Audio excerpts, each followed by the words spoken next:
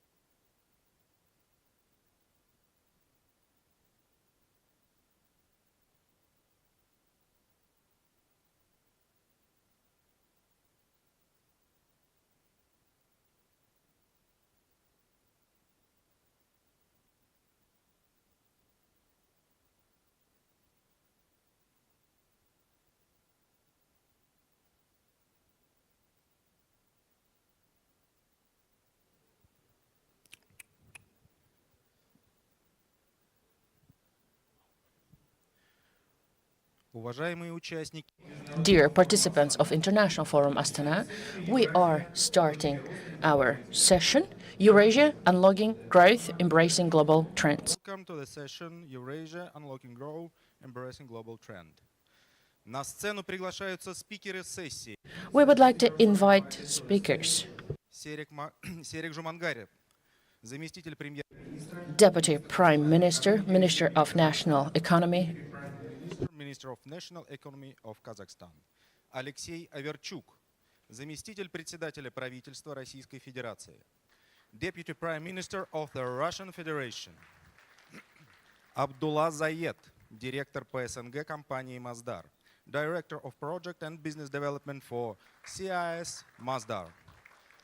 Рэ Квон Чон, лауреат Нобелевской премии, член Совета директоров фонда Пан Ги Муна за лучшее будущее. Nobel Prize laureate, Board Director of the Pan Gi Moon Foundation for a Better Future.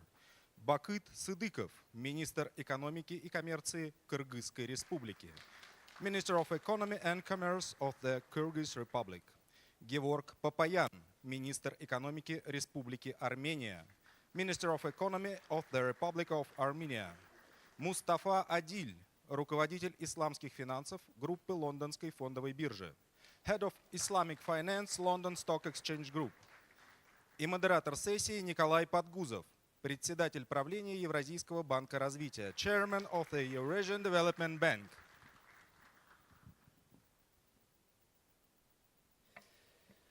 Добрый день. Good afternoon, dear ladies and gentlemen. I'm very happy to see all of you on this Astana International Forum. Today, we are discussing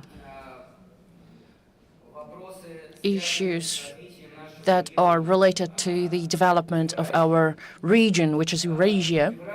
Eurasia, unlocking growth, embracing global trends. The topic itself for our region is quite a relevant one.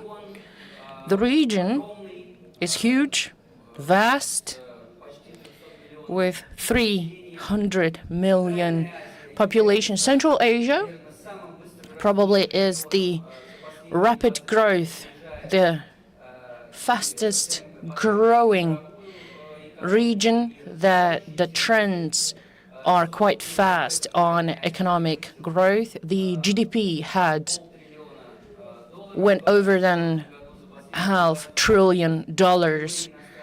The direct foreign investment amount to 17 times. Kazakhstan is central economy of Central Asia. Whole Eurasian region is in a state of further dynamic growth and identifying own place in global economy.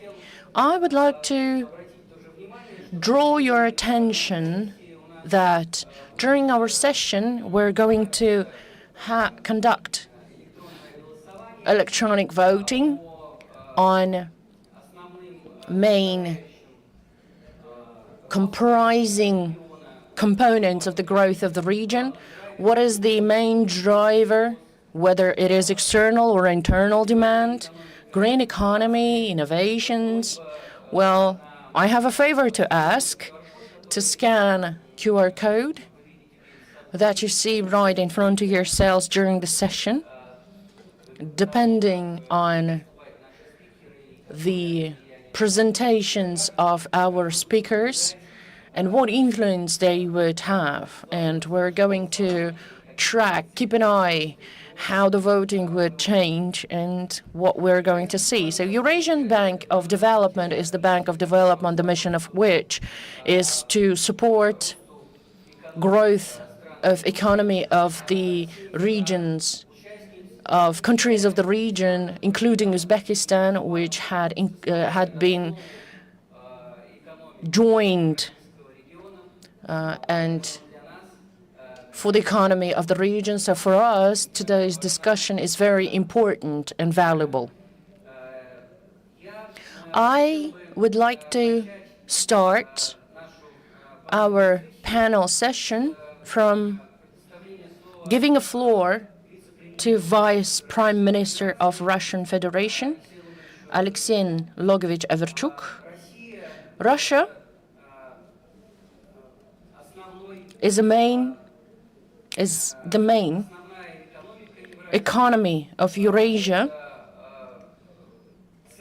It is the center and nuclear of the common market. Together with Kazakhstan, it is the center of logistic routes. Russia plays a key role in development of industrial cooperations, and without vision of Russia in the further development of the region, it is impossible to have dynamic growth. Alexei, please. Thank you so much, Nikolai. First of all, I would like to express gratitude Republic of Kazakhstan, hosting country, for inviting and participation on this international forum. And I would like to note that the organization is a superb one, and I would like to express gratitude for this opportunity to speak on this panel session. Well, we could see that EBRD is growing. It is helping to implement projects in energy sector, transport and logistics, which are the main foundation. It is providing $2.5 billion in different currency and also scales up the capital and equity. And of course, I would like to also congratulate EBRD with Uzbekistan joining to the region, and I would like to wish best of luck to this country as well. Regarding Kazakhstan, I would like to say that Kazakhstan is the essential part of Central Asia and Eurasia itself, and it has its own benefits, and we benefit from cooperating mutually, of course, and some leading role is played by Russian Union as well. And there are a lot of unions like Eurasian Economic Union as well as other unions together with Russia and Kazakhstan, and that also contributes into the global changes and the growth for the new resources and the problems for the water scarcity issues and the accessibility to the fresh water and the dangers that it might have. The disruptions in the international chain of supply, redirecting the investments, and introducing the tariffs as well as different barriers, economic barriers, and of course the digital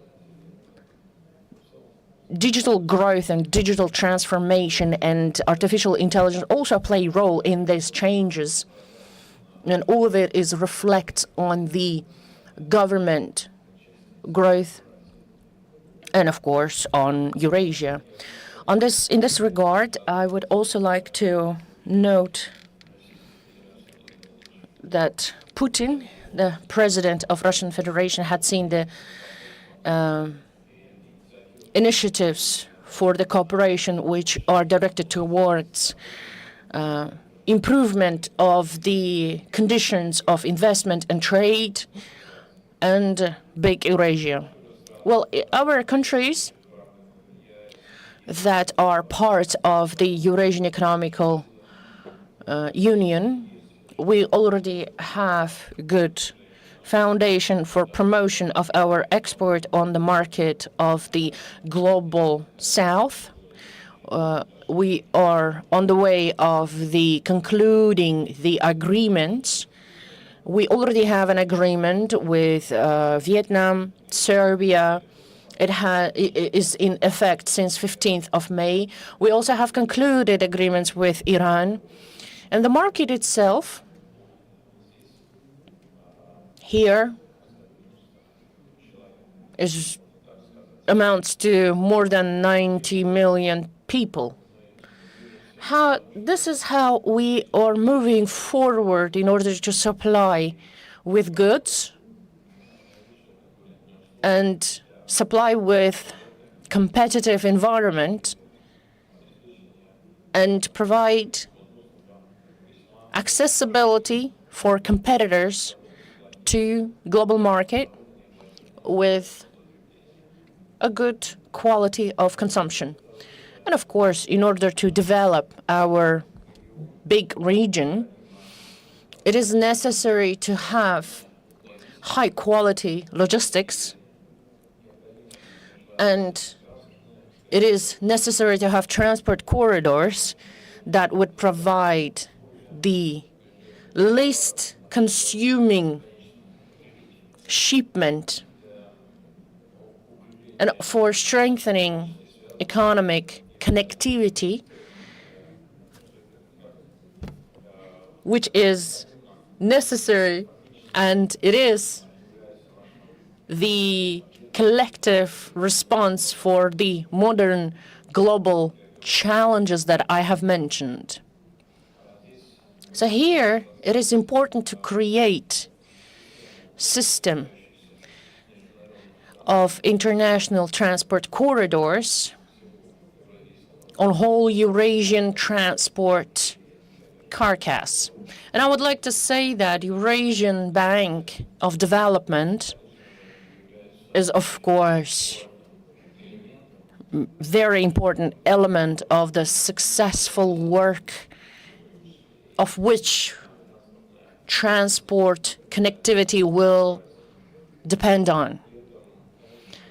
And when we elaborate regarding the transport connectivity, we talk about two directions, which is the north, south, and east to west, or west to east. Most of the times, we think that the challenge is to provide the transport connectivity between north and south of our Eurasian continent is rather a challenging one. And first and foremost, we mention the development and mastering those routes that we already have of international corridor north-south. And here, it is also necessary to mention the work that is conducted in Caspian region. We are elaborating on eastern road that connects to Baltics and north of Russia with Azerbaijan through Iran and Iranian ports in Persia. And we have agreement with Islamic Republic, and in May we had started the survey projects for the construction of the 260 kilometers of route railways between Astara, Iran-Azerbaijan borders, and Iranian Resht. So this is the work that had became practical one and will create good conditions for the connectivity for the western shores of the Caspian. And together with that, we also develop marine transportations, and they are connected to some of the issues. We know the issues of Caspian, not only because of the problems of the levels of the Caspian, and we are right now starting to develop the Caspian route through Azerbaijan to Iran. And since October of 2022, we had started the container transportation and fertilizers, And of course, we think that we will have more and more demand in this regard with Kazakhstan and Turkmenistan and Uzbekistan.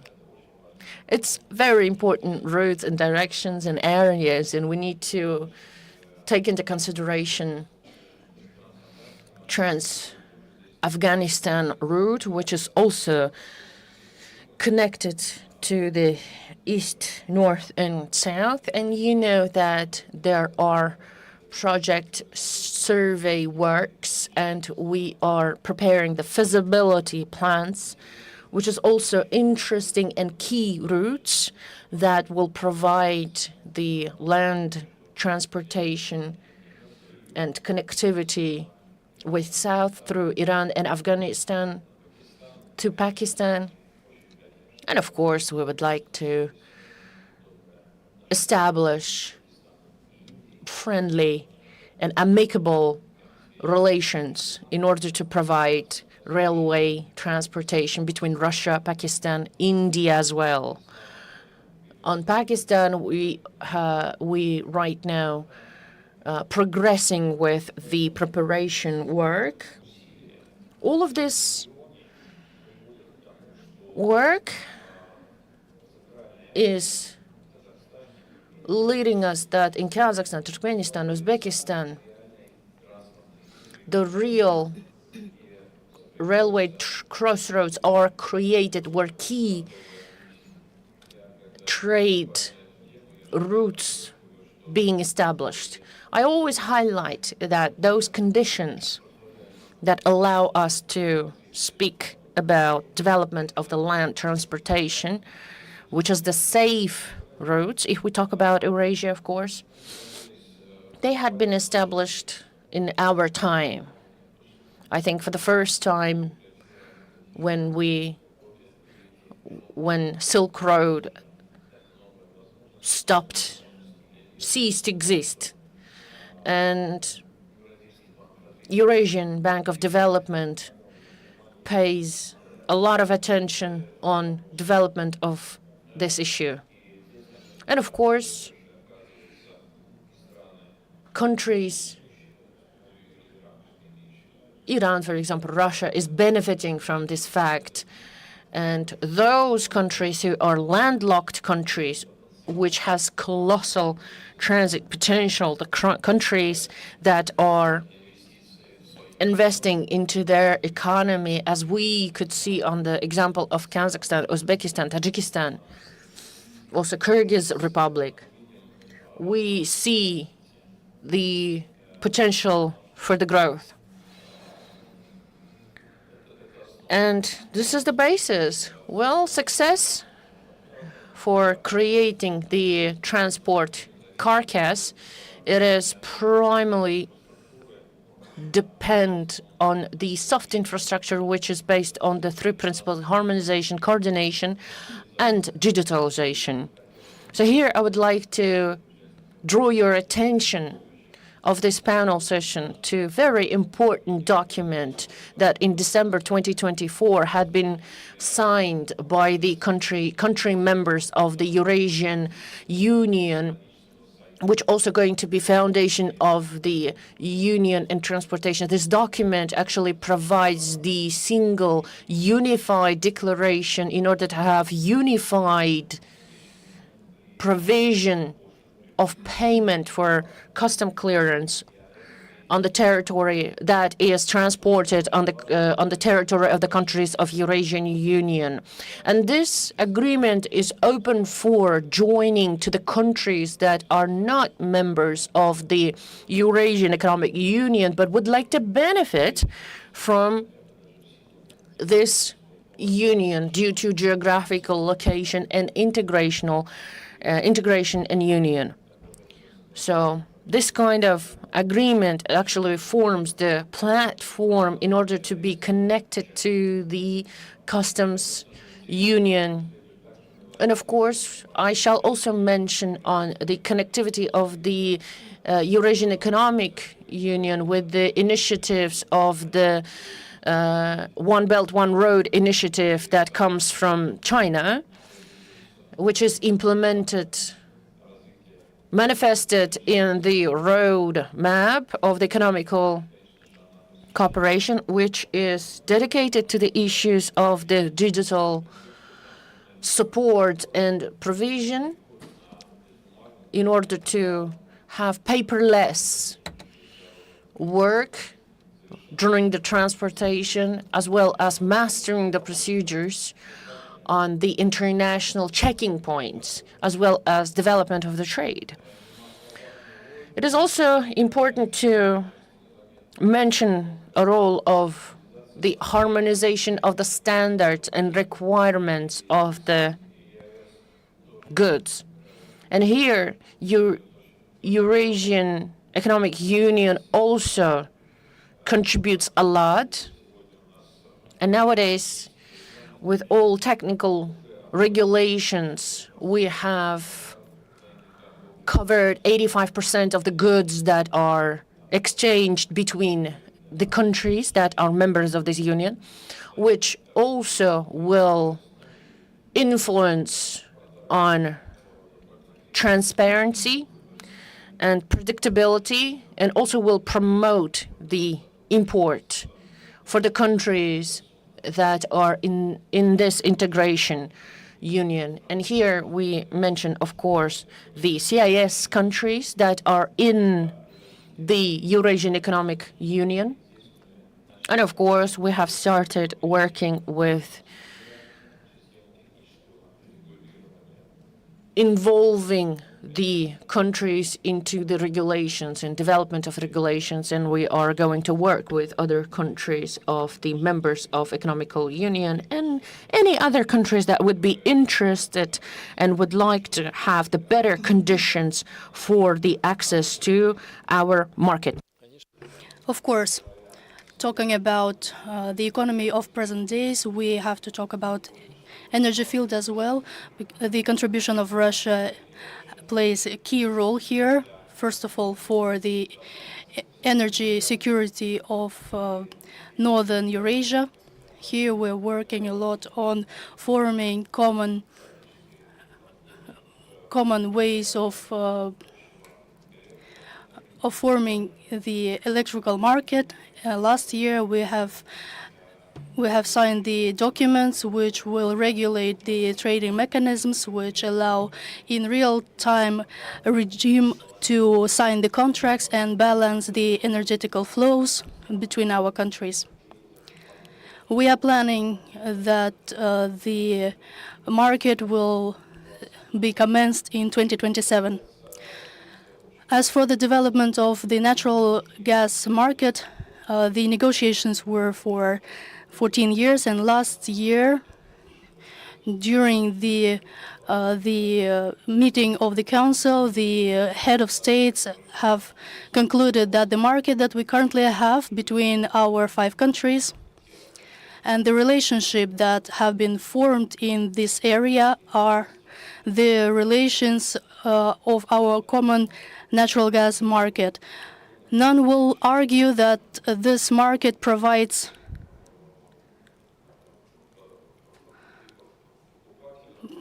the customers the best conditions, taking into account the market situation in the world.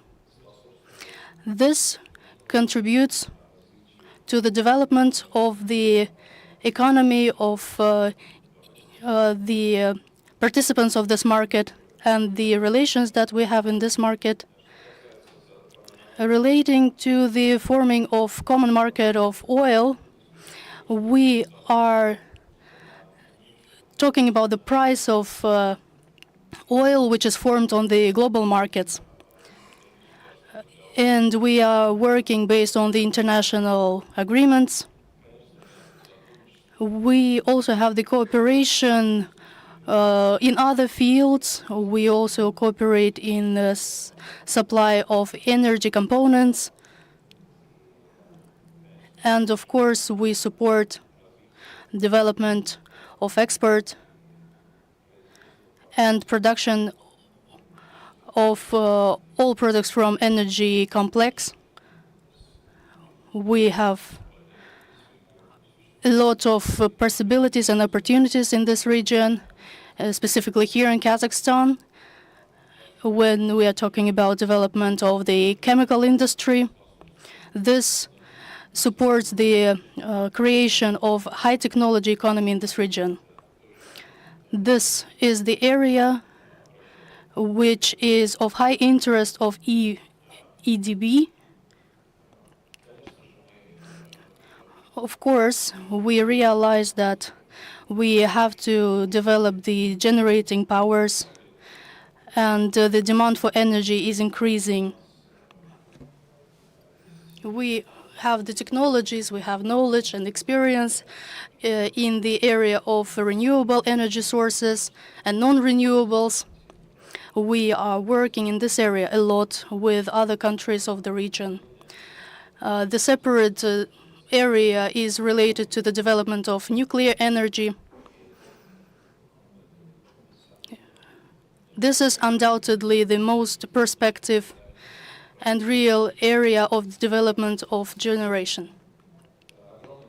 We see huge potential in agricultural sector. This issue is related to water supply for this region. I think this problem is very acute to this region. I know that Eurasian Development Bank has highly professional view on how to solve this issue in the region and how to support the countries and to supply water and to develop the agriculture in the region. During the panel session, we heard, during the plenary session, we heard Secretary General said that the Kazakhstan has huge potential of 1 billion people. This is a huge number. And if we add up the possibilities of Russia, we realize that our countries and the countries of our regions can reach a lot and can do a lot to solve the problems of food security, which are very pressing in the world as well. This is a good area for investments. I think I have said very briefly. Nikolai, thank you very much. Thank you very much for such speech and broad vision. We see how the voting is changing, how the results of voting is changing. We see that external demand is 85%. It is the leading one. The EU is the youngest and the fastest growing economic union, and I'm sure that your effort and the efforts of countries in this union will continue. Mr. Abdullah Zayed, Director of Project and Business Development for CIS at Masdar. Masdar is the UAE's leading clean energy company and one of the true world leaders in renewables.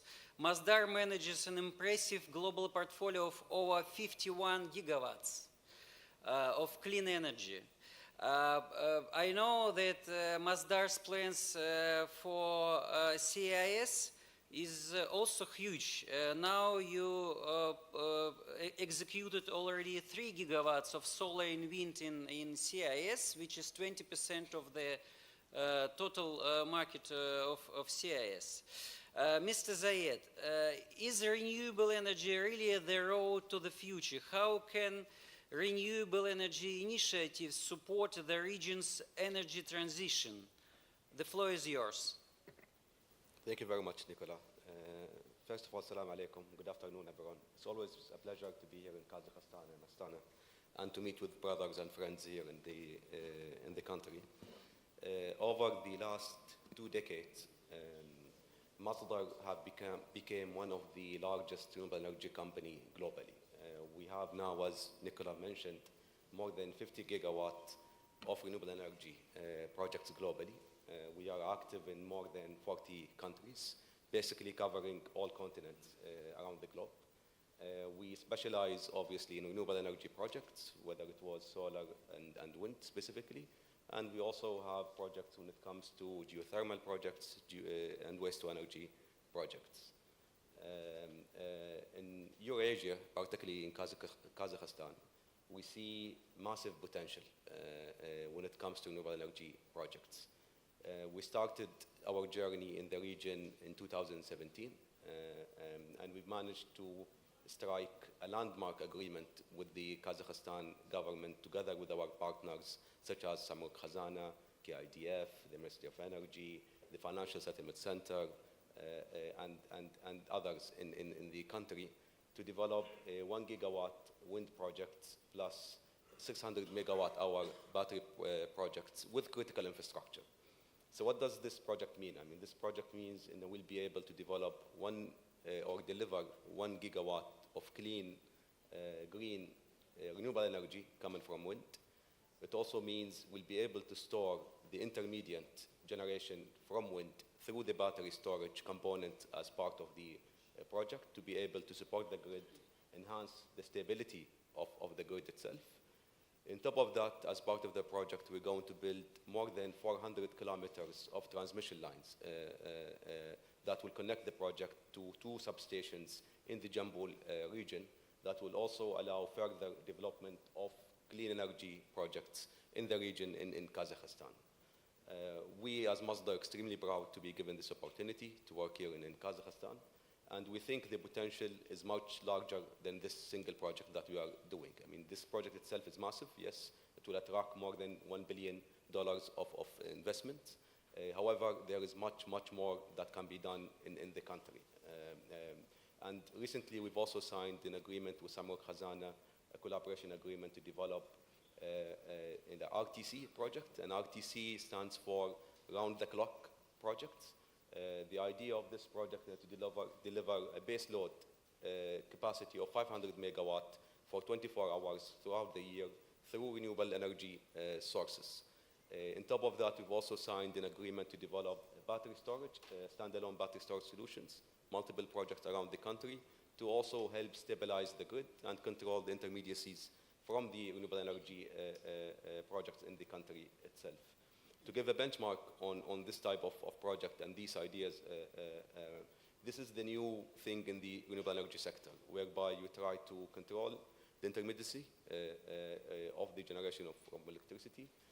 And the reason why it became the new thing and the new focus for most of the countries around the globe is that the technological advancement in the BESS and the battery components has reached a level where it can compete with the traditional sources of generation when you couple it with renewable energy.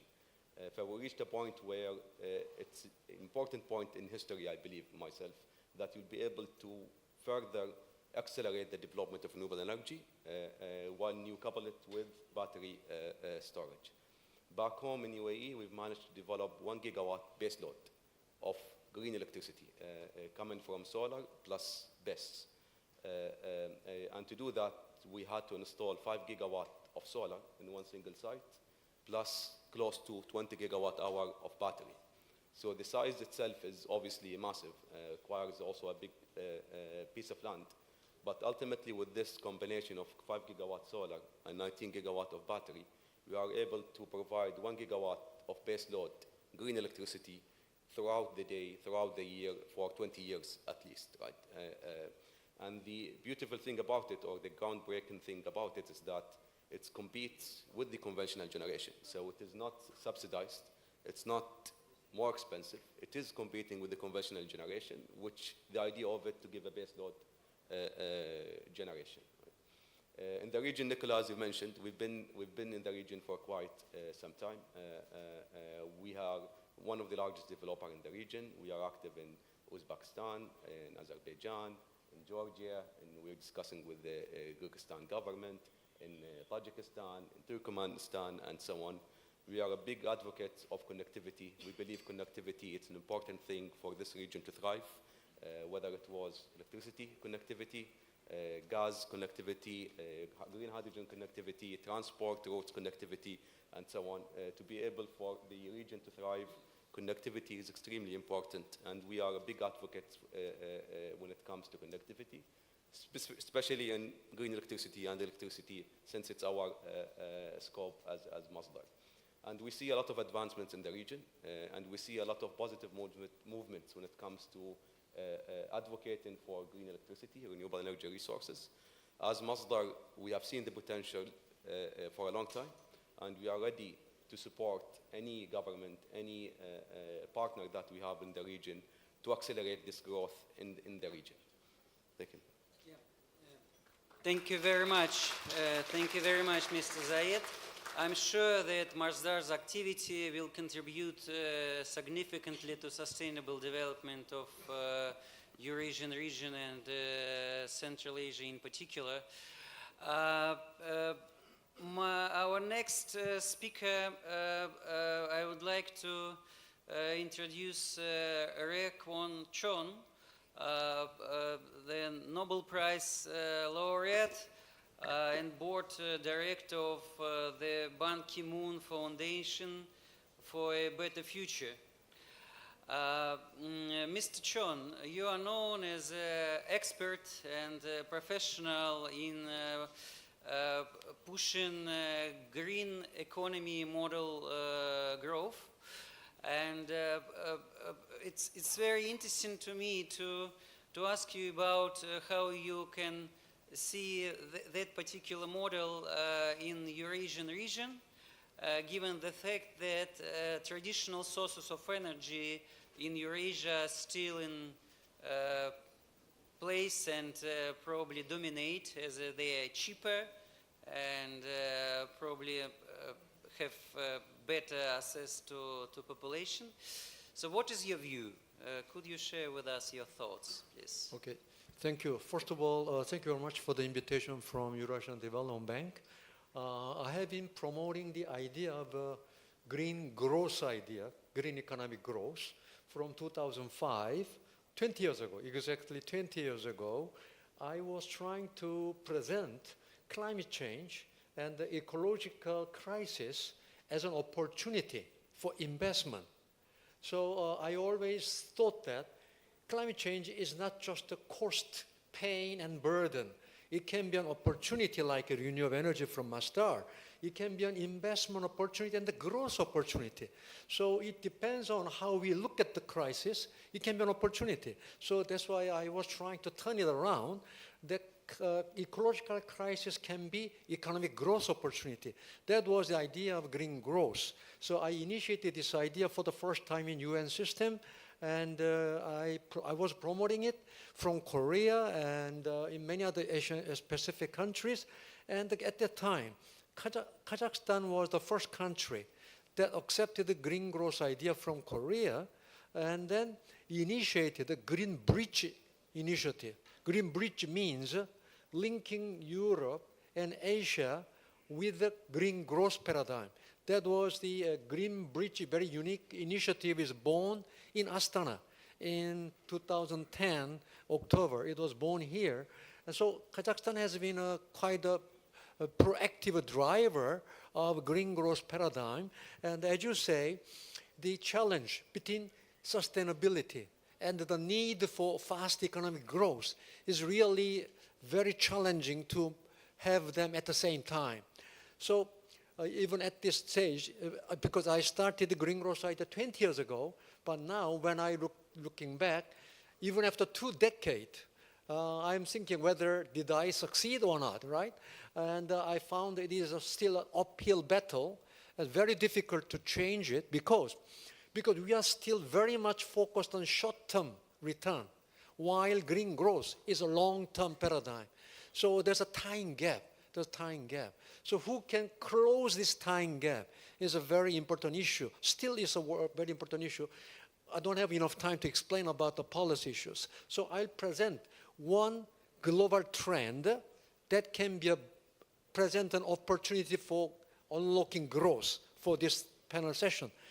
One of the very interesting global trend as I see is there is very important market change, which means increasing number of consumers are interested to buy extra money for carbon-free energy and carbon-free product. Increasing number, not all of them, but increasing, like 5% or 10% of the people, they are looking for opportunity to contribute for climate change issues. Like Patagonia is a brand, more expensive, but consumers are still willing to pay for it because it's recycled plastic. So there's a consumer change. And this is presenting global trend, is presenting a very interesting opportunity for Central Asian country. I will give a concrete example because time is running out. I'm now proposing an idea of a world first carbon-free green cotton project idea, which meaning that, as you know, the cotton is a big dilemma in Central Asia. You wasting a lot of water, but the price of cotton is very cheap, so it's ecologically, socially very challenging. But smart farm can save water by 90%, save 90% water, and then running this smart farm with the solar energy from master project. So we can grow cotton from green energy on the smart farm, saving 90% of water, and we can blend it as a carbon-free cotton. Then we can put it on the market, and I already identified that there are many groups of fashion, luxury fashion brands. They are looking for carbon-free cotton, and that they are willing to pay whatever the price is, because they believe using carbon-free cotton will appeal to the consumers, and that it can strengthen their brand power and marketing power. So this is showing the change of the market, change of the consumer behavior, preference. So this is a very interesting global trend, and I believe Central Asian country can take advantage of this change of market. So producing carbon-free energy, carbon-free product, selling at higher price.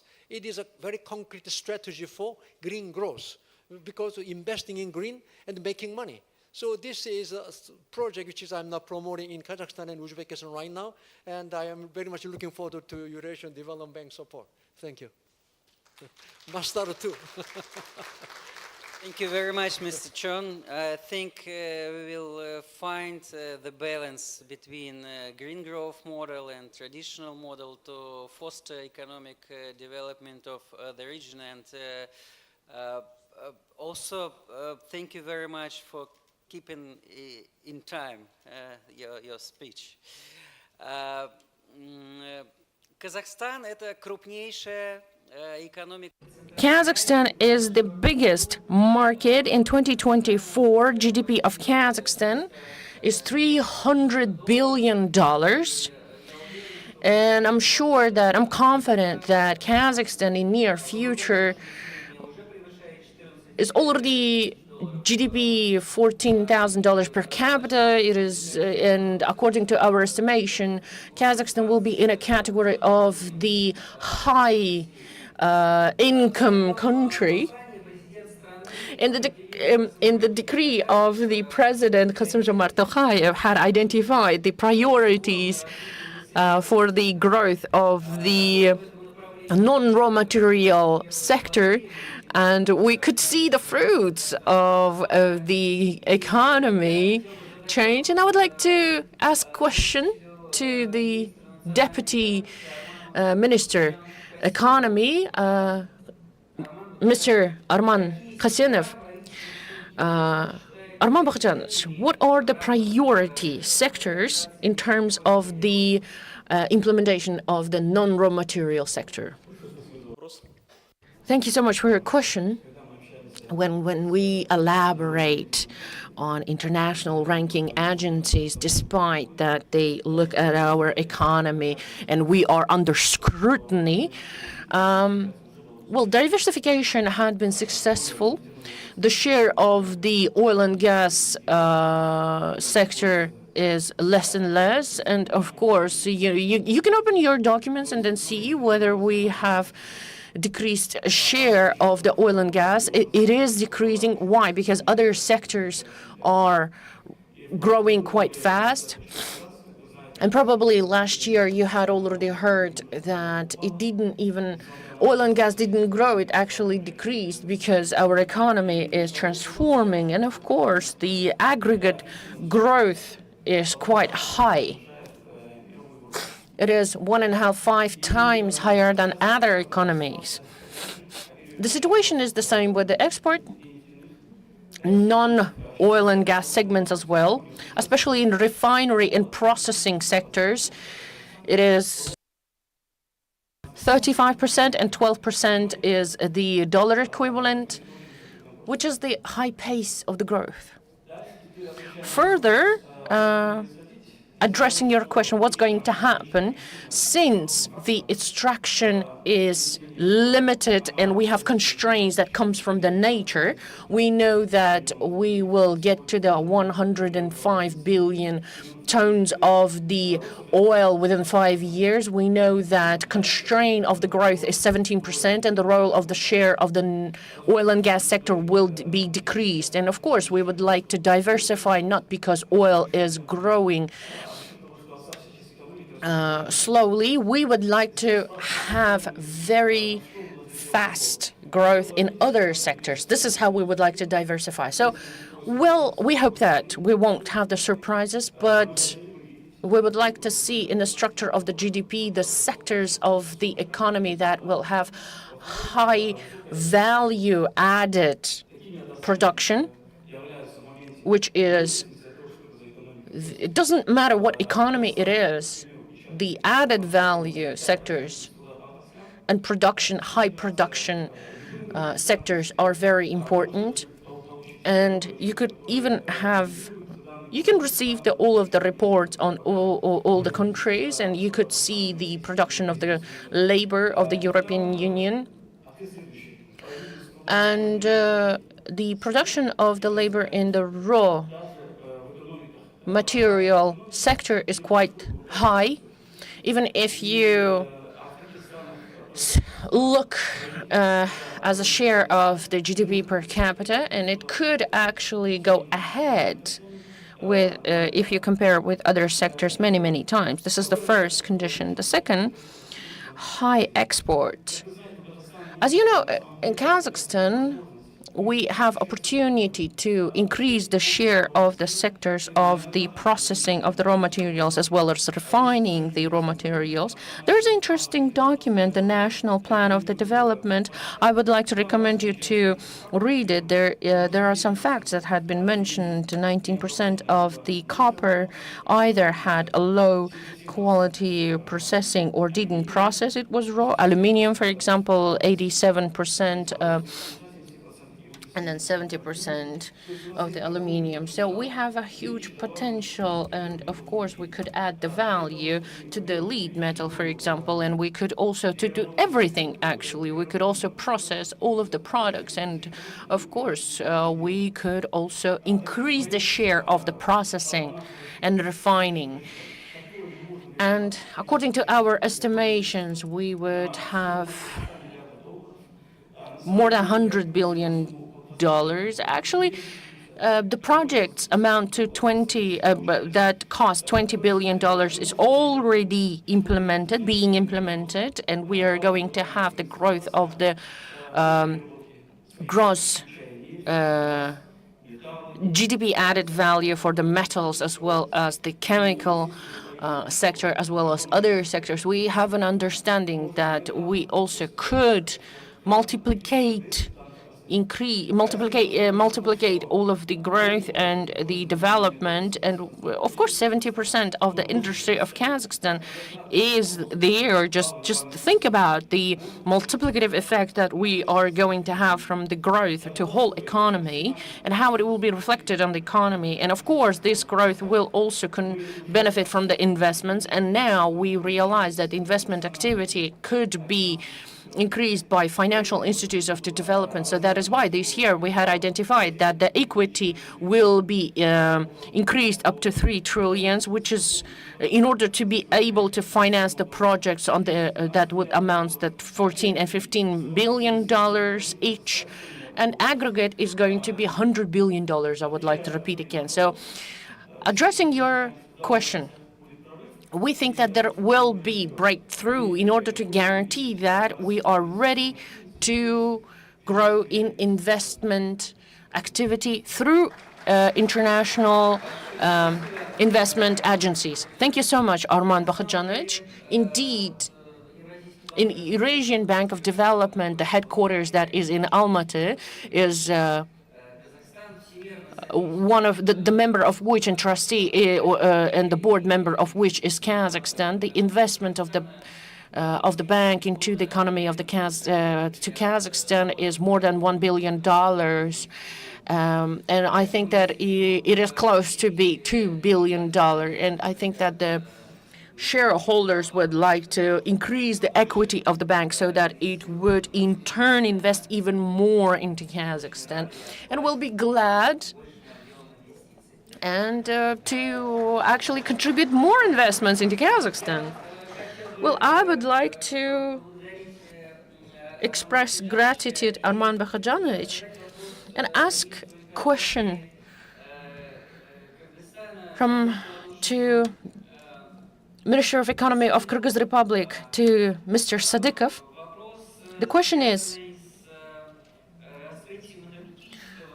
opening the hydro energy potential of Kazakhstan, so unlocking the hydrothermal energy. We know that Kyrgyzstan is rich with this potential. And what is your view?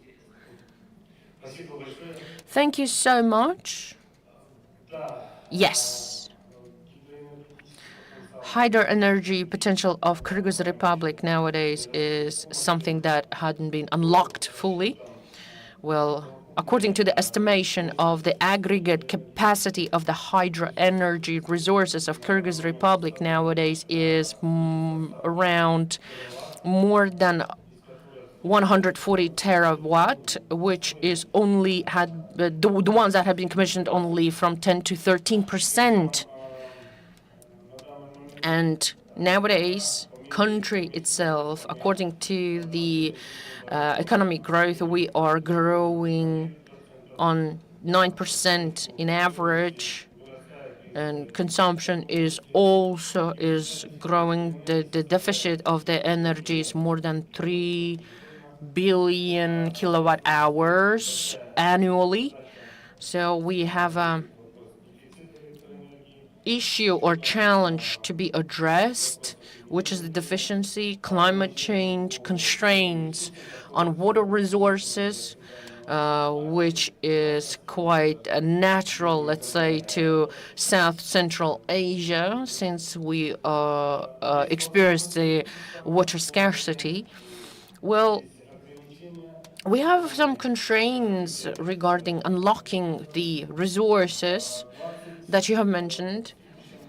This year, we had updated our strategy of national plan of development from 25 to 2030.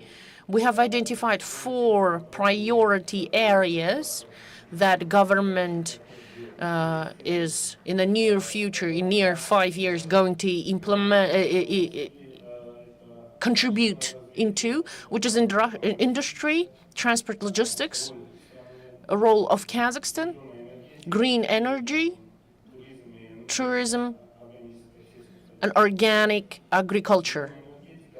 Green energy is the priority in this document, identified as a priority in this document. There are many, many projects that we are actually presenting to our investors, part of which are implemented, especially renewables, whole spectrum of the renewables, the solar, the wind, and hydrothermal as well. The pioneering and flagship projects that we are working on in the energy sector to the country is the Kamaralı power plant. It is not pure energetic and not pure national project. It is positioned as the transformative project and regional project. Why transformative? Because the hydroelectric station is a huge building, including the reservoir. In total, more than 5 cubic kilometers of water, which will be accumulated and will be provided to downstreams of our neighbors like Kazakhstan and Uzbekistan for irrigation purposes. This is the transformative as we are trying to get the energy to minimize the carbon footprint. And it is regional because besides energy, we are tackling the problem of the water supply for our neighboring countries. We realize that the generation is the part of the question, but there are also questions of connectivity, the stations, the wires.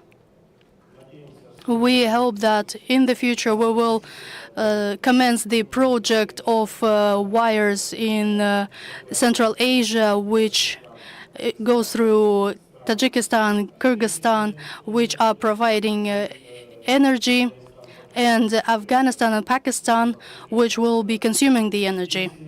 There is an initiative of in the scale of Central Asia, which is supported by international financial institutions, informing the unified market between 5 countries. And our country is participating actively in these initiatives. We see it not as the Kyrgyzstan's projects, but also as regional processes, which are tackling the acute and pressing issues. Thank you very much. Thank you very much. There is a huge potential. Besides Kambarati, there are other projects. We are participating in other projects for hydroelectric stations. They are building the stations, and Kambarata is the key project for several countries, for Kazakhstan, for Uzbekistan, for Kyrgyzstan, and it is essential for us to implement it together. We believe that economic growth of Armenia for the recent years has been the fastest, and for the 3 years, the economic growth was 8% per year, and the GDP has reached $26 billion. This growth has been enabled by the economic strategy of the government of the Republic of Armenia, but also with the active cooperation with EU countries and the countries from Eurasian region. Dear Georg, in which areas today we have huge potential in order to establish further cooperation with the neighbors in the Eurasian region, and what important projects are being implemented or are to be implemented soon? Thank you. Thank you very much for the question. Dear colleagues, ladies and gentlemen, I would like to thank the side of Kazakhstan for inviting me and for the opportunity to discuss this topic. I agree that Armenia has demonstrated stable economic growth for the last years. And this is not just the result of the work of economy work of our government, but also the strategic course on diversification and establishing cooperations with other countries of the region, including, first of all, the countries of EU. Talking about the results of implementation of foreign policy, I would like to note that in 2024, compared to 2021, the export to EU countries has increased without taking into consideration the export. This figure was 3.8 times. When implementing the policy of foreign policy, I would like to say that we are paying a lot of attention to the cooperation with international partners, including the work in the EU. And today we see 3 main priorities where the potential of cooperation is high.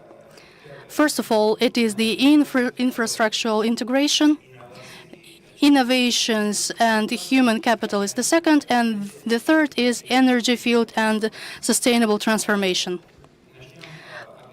Let's start with the infrastructure. The government of Armenia is implementing the project of road crossing of the world, which is aimed at creating the transport and logistics hub, which will connect the west and east, north and south. And I would like to note that this project is not only for Armenia and its neighbors. First of all, it is an important opportunity for free and secure goods transportation. And in this relation, important role will be played by the agreement with Azerbaijan. And this will strengthen the regional cooperation and will give impetus to the development of turnover. Talking about the economic growth of Armenia, I would like to say that this is the result of several factors. First of all, it is the growth. It is the growth of number of highly qualified specialists. The second is the digitalization, and third is the growth of IT sector, and the fourth is the growth of consumption. The fifth is the investment, and the sixth is the so-called activization of export activities. Moreover, I'd like to say that huge growth is observed in such sectors as finances, tourist services, and of course, building and construction. We are also working on reconstruction of railroad connectivity. We modernize the roads. We are simplifying the customs procedures at borders, etc. Of course, these measures contribute to decrease of logistics costs, increase of goods turnover, and establishing further cooperation. As said before, the second is the innovation and human capital. Today, it is hard to imagine a developed country without high qualified specialists and innovations. And Armenia in this area is investing hugely in IT, education and science, and with the partners, we are creating the platforms for technological exchange and research and preparation of specialists of new generation. Here I see a huge potential for cooperation. And third, of course, energy field and sustainable development. I'm sure that the region needs sustainable connections. Armenia is working actively in creation of general energetic sphere in EU. We are working on infrastructure. We are also consecutively increasing the share of renewables. We invest for renewable sources, etc. And I would like to say what we are already implementing. Currently, we are modernizing the transportation for north and south. We are working on customs mechanisms in EU framework. We are establishing and strengthening the cooperation between businesses internationally and between businesses and government. We believe that the sustainable growth and competitiveness are only possible by deepening integration and technological renewal and with investment. I would also like to say that Armenia has always been and will be working on its strategy win-win in regional cooperation. Today, the global architecture of interest is changing swiftly, and Eurasia must be the area of common trust and mutual openness and cooperation. And we are ready to be active players of this process, as well as in the development of infrastructure and implementation of new technologies, as well as strengthening political dialogue and mutual understanding. I guess this is all I wanted to say. Thank you for your attention. Thank you, Georg. I'm sure that with this quality of human capital which Armenia has, the growth speed will continue to be increased, and the EDB will support that. Next speaker is Mustafa Adil, the head of Islamic Finance London Stock Exchange Group. A week ago at the Islamic Development Bank annual meeting, Eurasian Bank, Islamic Development Bank, and London Stock Exchange Group presented our new joint report, The Future of Islamic Finance in Central Asia. The report estimates that Islamic banking assets in Central Asia will grow up to more than $6 billion within the next few years. Dear Mr. Adil, Islamic finance, ESG, and economic growth. Where are the linkages? Can Islamic finance contribute substantially to the Eurasian economic growth? The floor is yours.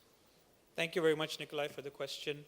And I think it's very apt for us to consider whenever we're talking about global trends in sustainability or global trends in financing economic activity, not to overlook Islamic finance. I think for the benefit of the audience who may not be familiar with the industry, Islamic finance is no longer a niche segment, but has grown to be a $5 trillion subsegment of the financial services space. And while the assets are largely concentrated in markets like the GCC and Southeast Asia, it is a truly global industry. There's about over 1,900 Islamic financial institutions that are offering services in over 80 countries around the world, and this goes beyond the Muslim countries as well. There's about 60 regulators and government entities that are producing regulations to help facilitate the development of Islamic finance in their markets. And what we've seen is that even large financial centers like Hong Kong, Singapore, London, Luxembourg, the Philippines, all of them are utilizing Islamic finance, promoting Islamic finance, and even issuing sukuk or Islamic bonds to be able to tap in and support the development of that industry. When it comes to sustainability, the principles of sustainable finance have always been very much aligned with the principles of Islamic finance. With Islamic finance, not only is there a restriction on interest, but any kind of financing or investing activity has to be linked to either a real asset or an economic activity. You cannot just lend for the sake of lending. You have to be lending for the sake of developing assets or economic activity within your markets.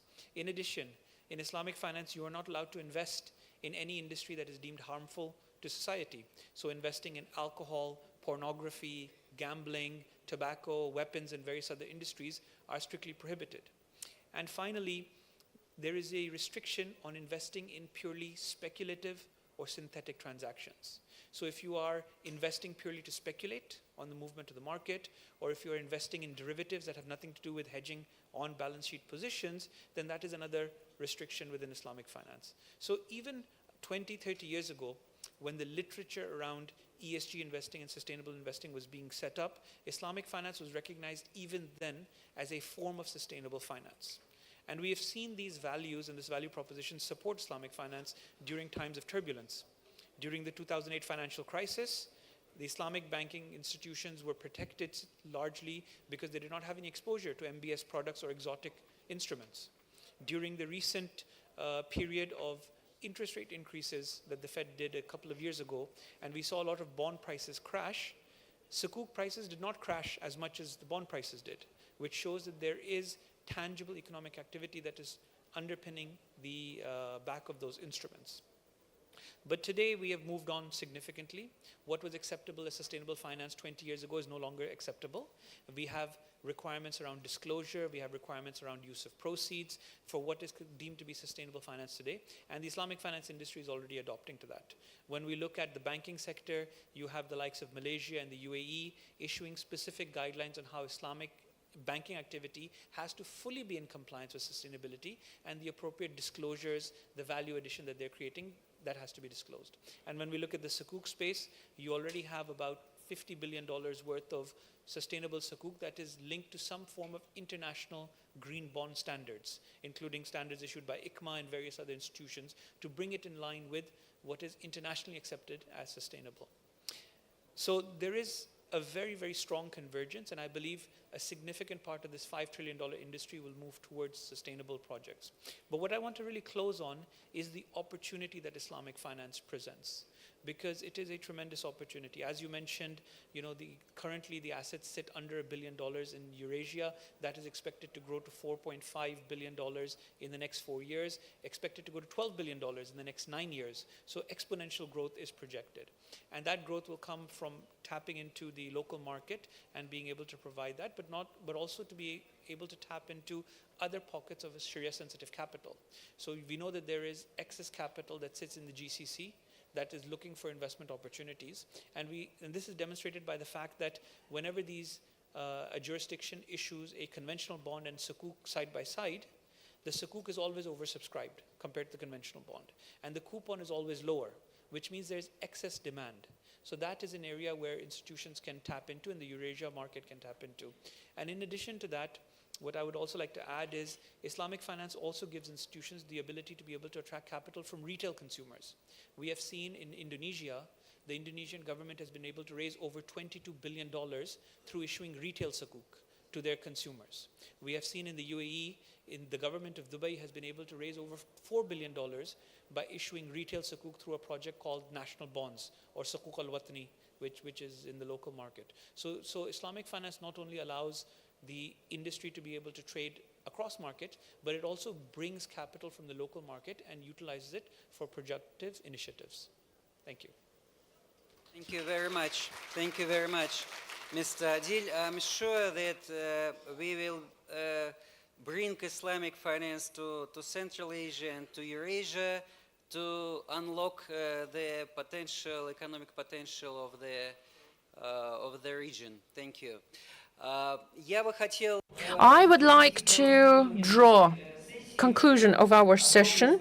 Thank you so much.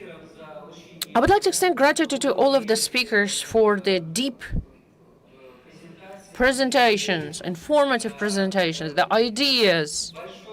Thank you so much for organizing. So I would like to extend gratitude to Kazakhstan for organizing this kind of event. And this is great that we have this kind of platform where we could address all of the vital issues and pressing matters. And this is great that under the agenda of the President of the Republic of Kazakhstan, Kassym-Jomart Tokayev, we have this kind of event. And I would like to draw a conclusion of our survey. We could see on the first place is the external demand, which is the human capital. Without professionals, without people, without talents, nothing could happen.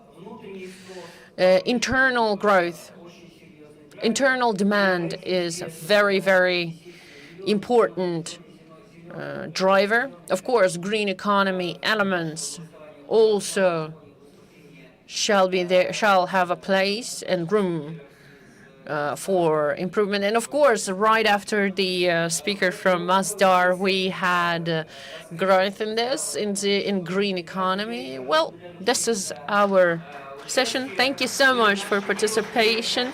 And our ladies would like to give us souvenirs to all our speakers. Thank you so much in order to commemorate today's session.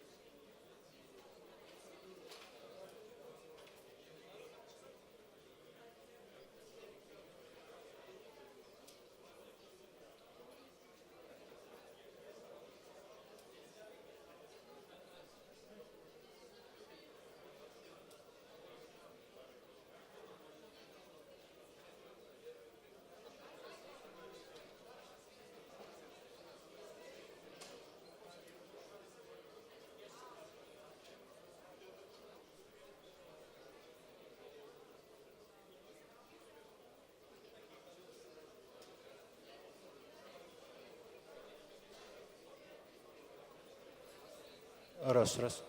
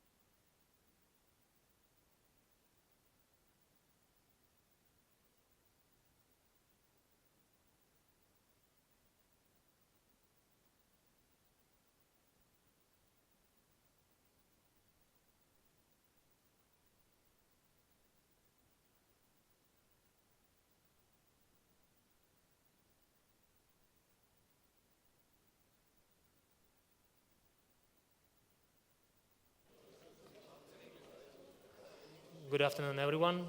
We are starting shortly. So this session will be in English, and I think some maybe questions in Russian or Kazakh language. If you need translation, simultaneous translation, you need to take this equipment on the first floor.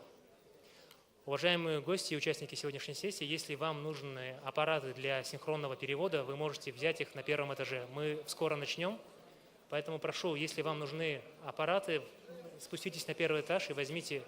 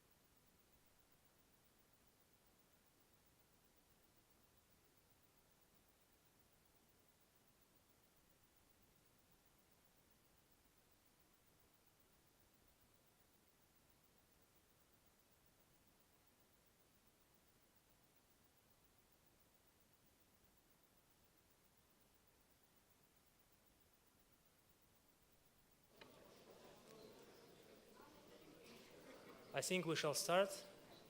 Good afternoon, distinguished guests, colleagues, and friends. It is a great honor to welcome you to today's panel session, Almatau City, the future is now. My name is Jandos Shaymardanov. I serve as the Vice Minister of National Economy, and I'm delighted to moderate this timely and forward-looking discussion. Today, we are gathered not just to speak about a city, but about a future and a vision for how Kazakhstan will respond to the future, not with hesitation, but with ambition. We are living in a time where countries must anticipate, not just react to global transformations. In this context, Almatau City is Kazakhstan's bold response to the future. It is our attempt to build not just a new city, but an entirely new economic, urban, and technological ecosystem. Launched by the initiative of the President, Kassym-Jomart Tokayev, Almatau City is designed to be a city of accelerated development, where we will experiment with next-generation regulation, urban innovation, and breakthrough technologies. One of the pillars of this vision is the low-altitude economy, a new frontier in urban mobility and logistics that will transform how people and goods move. Today we have our panelists and our special guest, special and distinguished guest, Mr. Kanat Bozumbayev, the Deputy Prime Minister of the Republic of Kazakhstan.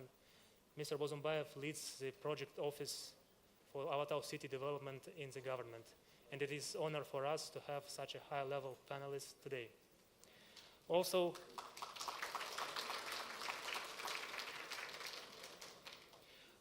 we are very fortunate to have with us 4 outstanding speakers who bring deep experience from Singapore, South Korea, the United States, and of course from Kazakhstan.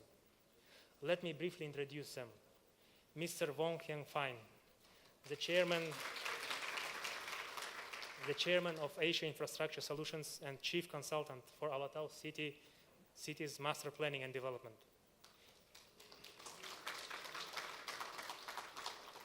Mr. Moon Park, partner and head of digital public at KPMG Korea, a leader in digital investment strategies.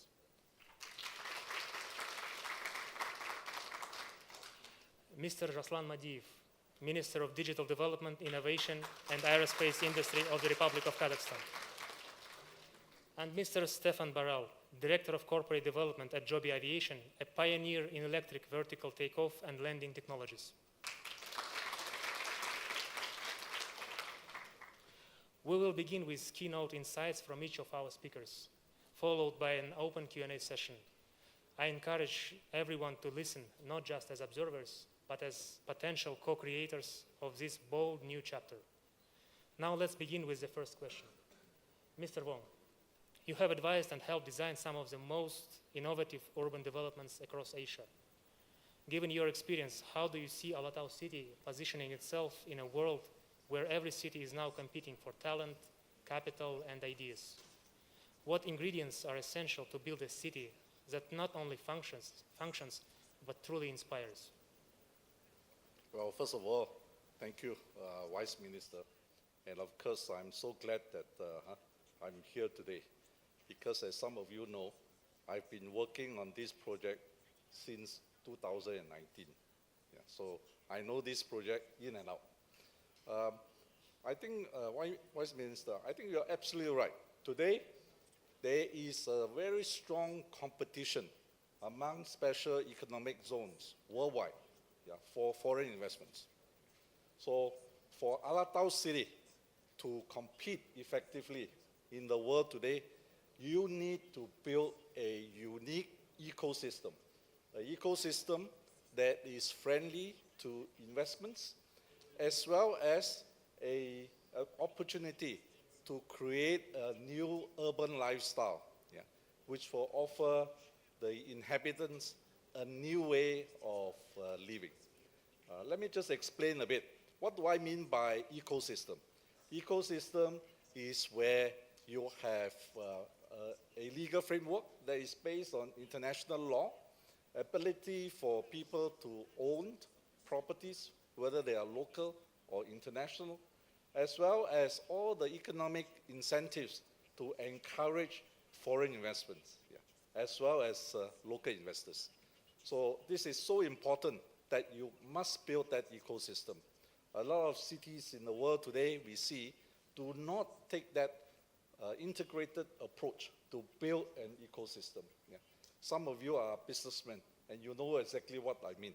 Yeah. If you are incomplete, it will be very difficult to compete against other people. So in my view, for Alotau City to compete well, you need a special administrative zone and not just a special economic zone, because it's going to envelop a lot of things that is beyond economics. Yeah. So that would be my advice. Thank you, Mr. Wong. I think you are absolutely right that for implementation of such an ambitious project, we need not just a special economic zone, but probably a special administrative zone and many, many other exemptions in terms of regulation and further development of the city. Thank you again for an inspiring start of our session. Your remarks remind us that cities today must compete like companies, and that Alotau City is being designed from the ground up to be globally investable, smart, and sustainable. Let us now move to the next speaker, Mr. Park. When cities and governments compete for global companies, it's no longer just about offering tax incentives. It's about creating ecosystems that Mr. Wong already mentioned, where values flow both ways. In your view, what does a give and take strategy, investment model look like in practice, and how might Alotau City apply this mindset to become a magnet for strategic investors? Yeah, thank you. Thank you, Jandos. It's my really pleasure and honor to be here as part of Alotau City project. And based upon my experience working together with Korean global companies having advanced technology, so I'm supposed to combine those value chains of Korea or global companies' value chain together with Alotau City. What you mentioned about the give and take strategy and what's the uniqueness or what will be the uniqueness of Alotau City to incentivize global companies. I think we need to, just simply speaking, we need to give them some short-term benefit, and then we'll take long-term and mid-term economic growth strategy So that's basic concept should be. What I mean by short-term benefit for them is many global companies, they are not just a governmental agency or public agency. They are pursuing profit. They are pursuing sales. And those executives at present are not the CEO itself or owner themselves. So they want their sales. So I think incentivizing their needs, demands right now, we combine their needs with our infrastructure budget of government toward Allatau City, then we'll give them some opportunity of, for example, robotaxi. If there is an AI taxi or robotaxi business right, then give them as a business right. Then we'll take the advanced technology ecosystem, like UAM industry can be the good example, or AI industry with the UAM and robotaxi needs, sensors, 5G or low Earth orbit satellites, or AI algorithm softwares. So all those advanced technology ecosystem can be bundled together with those global companies who are coming into the Allatau City. So give them short-term benefit, and we take long-term and mid-term economic growth. That should, if that is the philosophy of Allatau City, then we can be equipped with uniqueness compared to those in Vietnam or Indonesia. Previously, 20 years ago, China, they have ports and they give tax exemption, they give land, and they are well off right now. However, following them should not be our strategy. Our unique strategy should intentionally and precisely trigger the needs of global companies, short-term needs. And we take intentionally the long-term and mid-term benefit of ours. So that should be the give and take strategy, I think. Thank you very much, Mr. Park. Your insights were a strong reminder that we must design policies not for investors, but with investors, through frameworks of mutual benefit and shared growth. The give and take model you described resonates especially well in Kazakhstan, where we seek not just investment, but long-term partnership and technological exchange. Your examples give us much to reflect on. Thank you very much again. And now let's shift the conversation from strategy to systems and look at how the regulatory and the technological backbone of Allatau City is being shaped. My next question is to Minister Madiev. As Kazakhstan moves to build a next generation city, the role of regulation will be critical, not as a barrier, but as a platform for innovation. Could you share how we are rethinking digital and sectoral regulation to enable Allatau City to become a true test bed for bold ideas and future technologies? Thank you. Thank you very much for inviting to this beautiful panel. And I would like to thank all the speakers for being part of it. And yeah, that's a huge, important infrastructure project that we currently have. And there are several options of developing it. One option is just to wait until it's just going to be organically developing on its own, building up the city as we did in the past, like the capital city Astana or Turkestan with the state capital.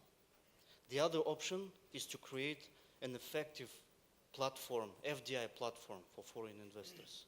But for that, you definitely need a certain competitive edge in order to promote those private and foreign investments into the city. It's, and in order to have this step function change in the regulatory landscape as well as technological landscape, it's cumbersome and lots of work needs to be done on changing the regulation and legislation. and maybe even the constitution. So there should be a number of characteristics in order to have this distinction to make the investors to come to that city. First of all, to have a special economic zone for the entire city.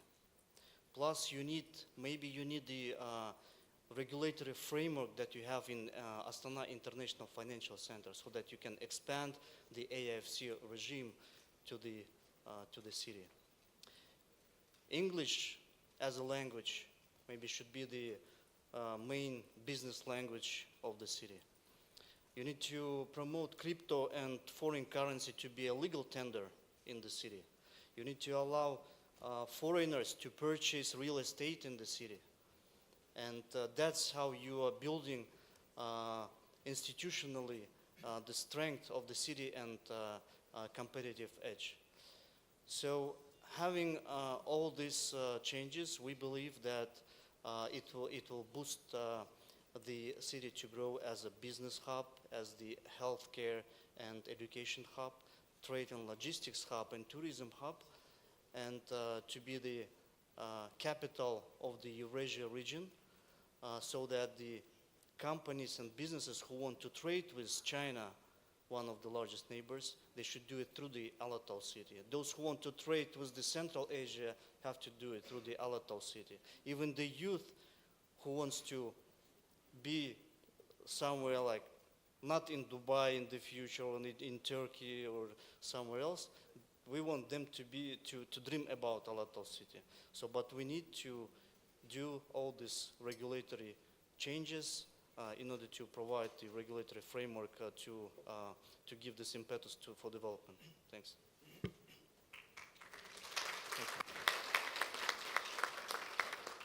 Thank you very much, Minister Madiyev. You highlighted the whole ecosystem and of strategy of Alatau city development, and we see now that the development strategy should be not only smart but agile in terms of the regulation. And one of the most promising of these frontier industries is, as we see now, is aerial mobility. And our next speaker is one of the world's leaders in this space, Mr. Barral. The idea of vertical takeoff vehicles flying above our cities once sounded like a science fiction, but today it's becoming true and our reality.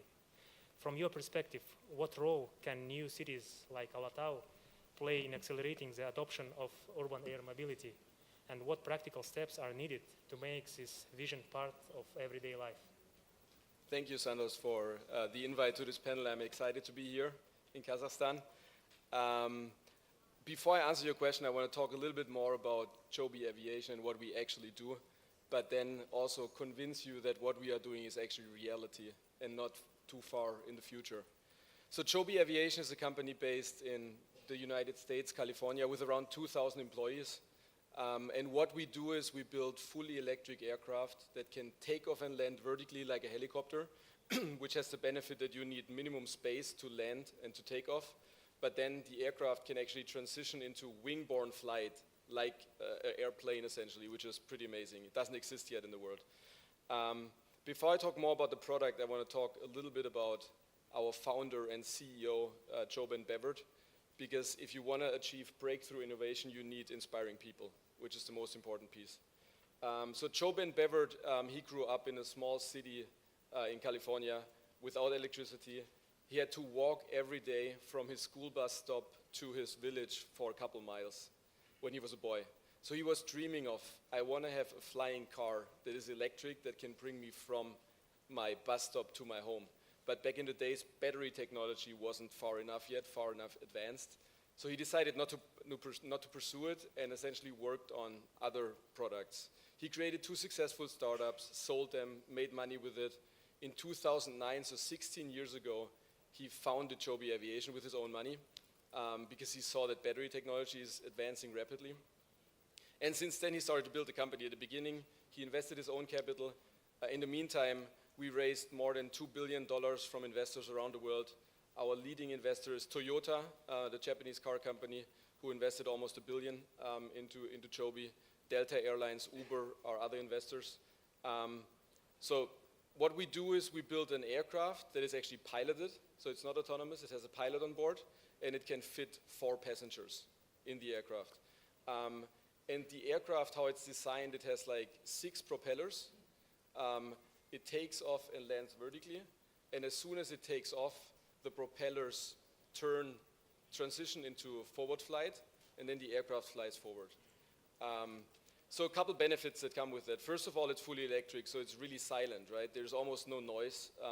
So I recently heard someone say in the future, today we are used to hear airplanes but not see them. In the future, we will see airplanes but not hear them, right? Which is kind of our vision, right? But then there's a couple more things that are really critical. Because it's electric, there are significantly lower operating expenses, so it's more affordable for everyone to use it compared to helicopters. And then a very important piece for us is actually safety. So if you compare our aircraft to a helicopter, our aircraft has 6 propellers, each propeller has 2 motors, and then we have 4 battery packs on the aircraft. So we recently did a test flight where we stopped 2 propellers and the aircraft flew like there wasn't anything happening, because the software essentially helped steer everything and the pilot didn't even feel anything. So now let me switch gears to talk about how real it is. Because it might seem it's 10 years in the future or something like that, right? We have already developed and built 6 aircraft. We fly those aircraft every day in California. Everyone is invited to visit us to see it fly. Most recently, we have been the first company in the world who achieved a full transition flight with a pilot on board. No one else has ever achieved it with an electric aircraft. And recently, just a couple of weeks ago, and Mr. Kim and Mr. Sergey's team have actually seen that because they visited. We had a tandem flight, so we had 2 aircraft flying next to each other, one piloted, one remotely piloted. So it's pretty close, right? We are at the end of certification. Luckily, aviation is a very regulated industry. That's why it is so safe, and we embrace safety. But we are at the end of certification and hope to launch commercial service as soon as next year.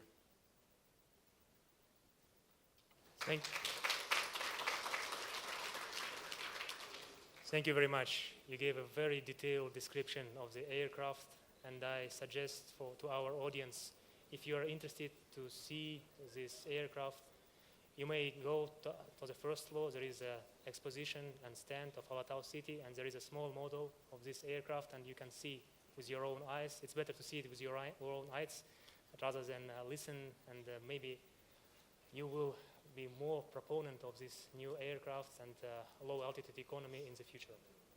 So before we proceed next to the Q&A session, I would like to give the floor to the Deputy Prime Minister, Mr. Kanat Bozumbayev, to give his own view and vision of Alatau City development. Kanat Olevgench, the floor is yours. Добрый день, уважаемые дамы и господа.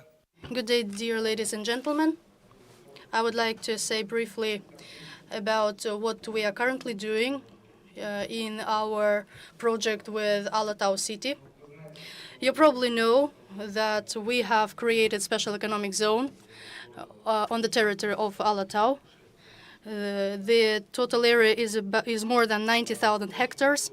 Last year, we created the system of governmental bodies under the order of the president on the territory of Alatau.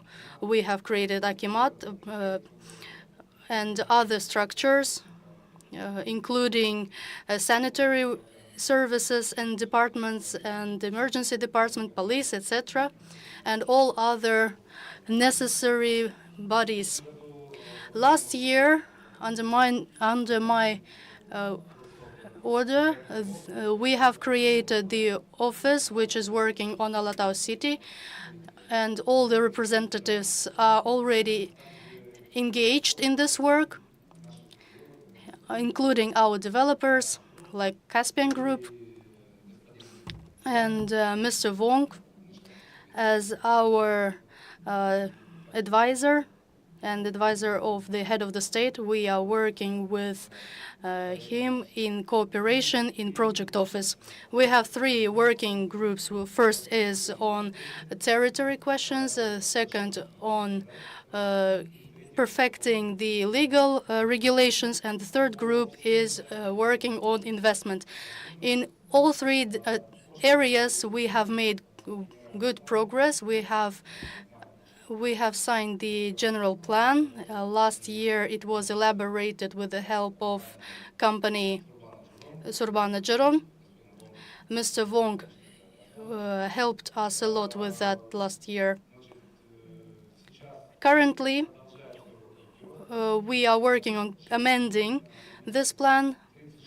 36 new investment projects are in our pipeline, and 14 of them are currently being worked on actively, and the total amount is about $2 billion, and more than 20,000 working places are going to be created. Moreover, as soon as we finish amending the general plan, as soon as we have planned the territory correctly, allocating the required areas for the companies, we are planning to finish this work by June, and this plan will be approved.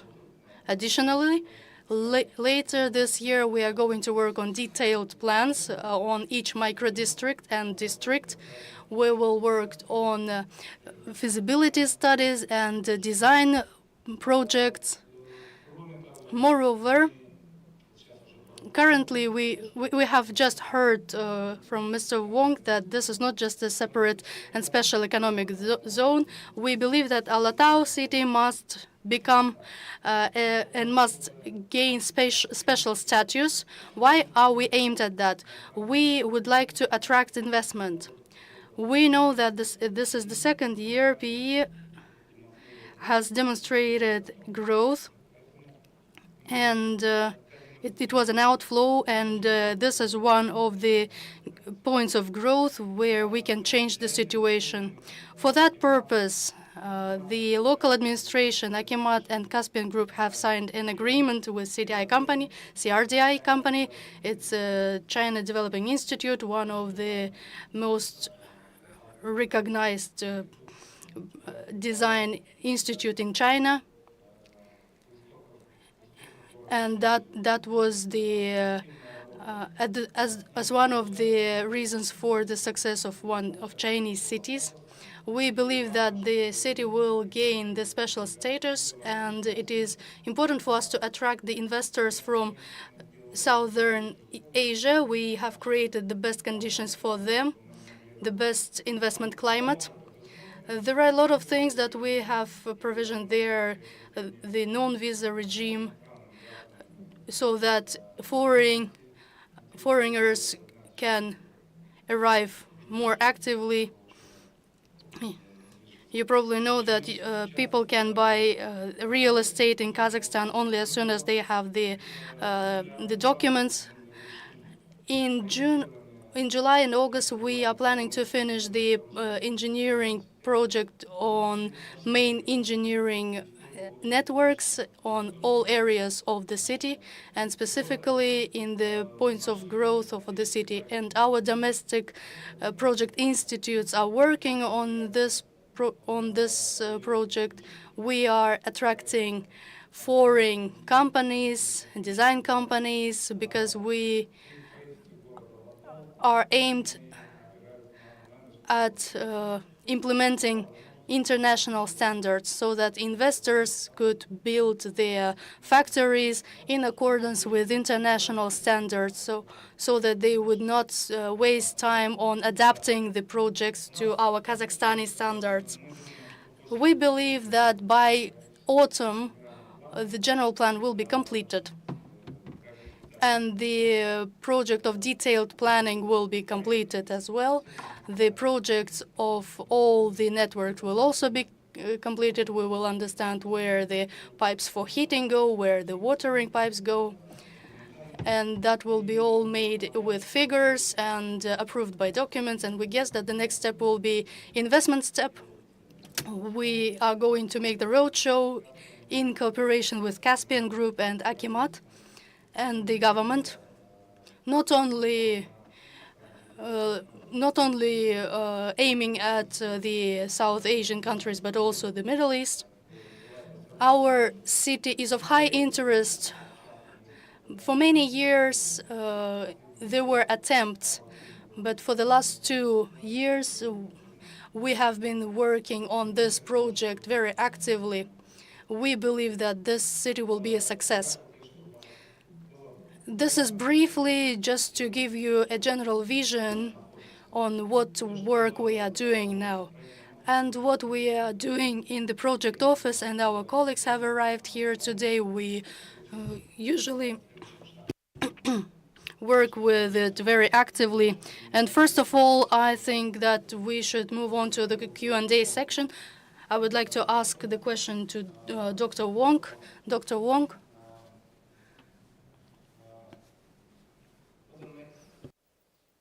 Step or stage we need to do for create new opportunity for investors in our country, in our city, especially foreign investors. Could you explain for us? Well, thank you, Deputy Prime Minister. I agree with you. I think over the last 2 years, we've made tremendous progress in terms of the development of Alatau City. DPM, I think the next step is to take it globally.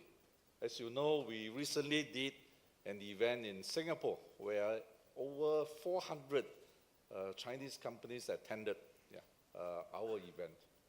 So it has been rather successful, and I think in June, probably there will be a trade delegation from China. So you're getting a lot of traction in China, and I hope more roadshows, DPM, can be done where we can showcase Alatau City. And frankly, the concept of low altitude economy, a lot of countries are trying to do it, but unfortunately, they have a lot of issues to try and implement. For Alatau City, we are starting from a greenfield area. And that is why I share DPM enthusiasm that this project will be very successful, because it enables a lot of investors and a lot of technology, creative people to come and sandbox their project, where in other countries and in other cities, it is not possible. So I share DPM enthusiasm that this project will have a great future for not just Kazakhstan, but for Central Asia. So when we did the master plan, our hope and our aspiration for Alatau City is to create a hub in Central Asia where we can collect the most creative and the most talented people in Central Asia. So it is a very exciting and a very interesting project. I know over the last few hours I was in the exhibition, some of you have some reservations. And I can tell you that when Singapore was first formed, everybody thought we couldn't survive. This year, we are celebrating 60th year of independence. And we are still growing. Our economic growth are strong.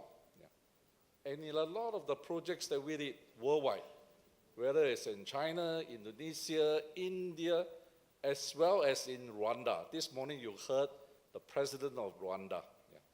If you Google YouTube, the capital city of Rwanda, Kigali, is master plan and is done by us. We specify everything that can be built in Rwanda. And today, any of the African leaders get elected, the first place they will visit in Africa is Kigali. And the next stop is Singapore, because they can see that some of our thinking in terms of urban planning and in terms of long-term planning for economic growth are very applicable.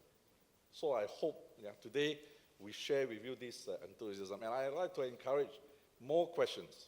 Thank you. Thank you, Mr. Wong. We should definitely visit Kigali and other cities that were built under your supervision and under your leadership. We have smoothly proceeded to the Q&A session, and I strongly advise you to engage directly with our distinguished guests and speakers. So if you have a question, I see the room is full and there are probably many questions. And yeah, I'll give the floor to Mr. Kim. The first question we will provide to. Can we give a microphone to Mr. Kim? Just for Mr. Walk, forgot that's a very important strategic partner, first of financial institute, Alatau City Bank. But it's the first step because we don't wait for another biggest investors. We national investor, and we planning invest for $1 billion for the first step. For the order of take contract for the properties. Yeah, just Mr. Wall, you forget the. Thank you. That's a very important point, and you've probably seen the recent days the news about the rebranding of Rusam Bank to Alatau City Bank. And thanks to the work that was done by the government, the municipality, we see that there is a high interest from the investors. And in comparison with many other cities which are developed from scratch, this city, Alatau City, will be developed mostly driven by private investments. And we see the first partner, Alatau City Bank, which will be financing the development of this city. I think it's a very good signal for investors.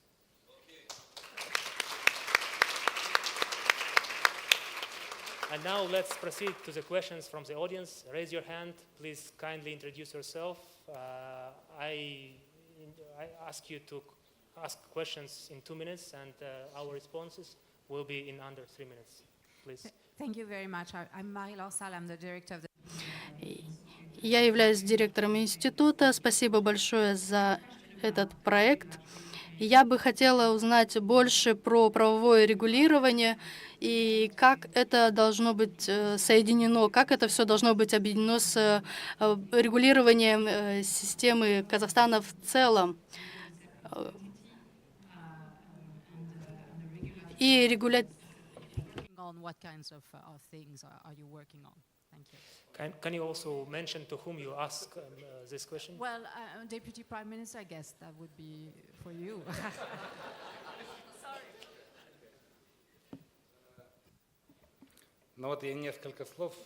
Well, I've already mentioned that we are going to change the status.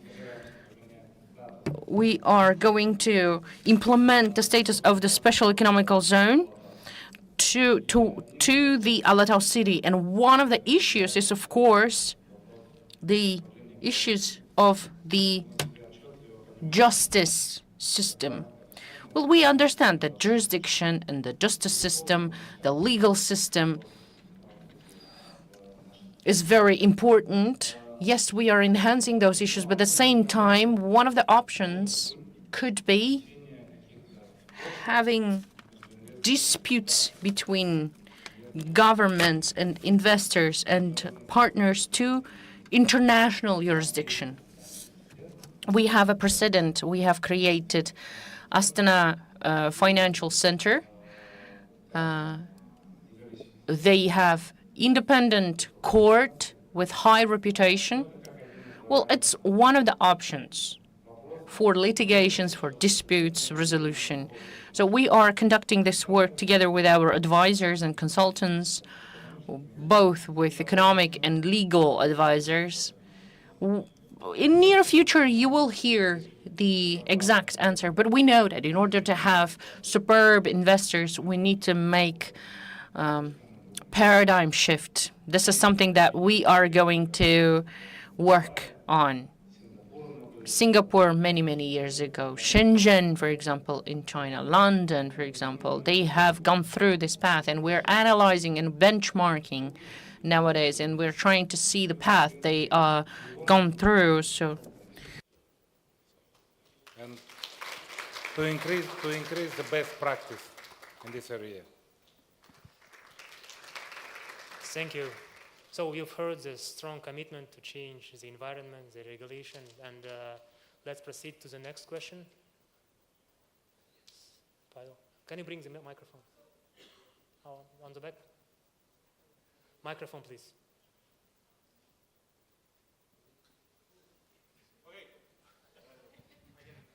Pash. Hello, my name is Pavel. I'm CEO of Most Holding. We focus on venture investment. And you mentioned a lot of theses about foreign investors. Kim mentioned national investors. So there is big national investment, there is small investor like us. We invest venture capital, small money into high growth potential companies. What should we take as a step to participate in this kind of initiative, and what's the role for the national investors in such projects? Whom do you ask this question? To Mr. Wong. Well, I'm not sure as a venture investors what you are looking at. But obviously, I think part and parcel of what DPM has mentioned in terms of the review of rules and regulation is really how can we encourage the different forms of investments, whether it's venture capital, whether it's real estate investments. So at every type of investments, we will be reviewing together with DPM what is appropriate in today's market. You must appreciate that in a lot of the sectors, things have changed. Consideration have changed.